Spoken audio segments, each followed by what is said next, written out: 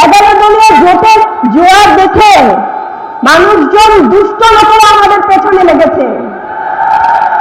তারা আমাদের সাথে এখন নারী কাজ খেলছে, তারা আমিরে দেওয়াদের অপরাধ করছেন। এমনকি কত পরিকল্পিত অংশ দেখেন, হ্যাক করছে, হ্যাক করে তিনি বলেছেন হ্যাকার ধরা পড়েছে, তারপরে সেই হ্যাকিং নিয়ে রাজনীতি করছে। আর কি বলছে? বলছে তারা নাকি চাকরিজীবীদের, আমরা নাকি চাকরিজীবীদের খারাপ কথা বলেছি।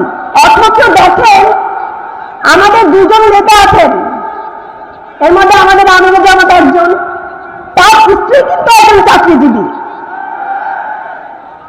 আর তার সে শুধু তার স্ত্রী নয়, তার 2 কন্যা, তারা কিন্তু চাকরিজীবী।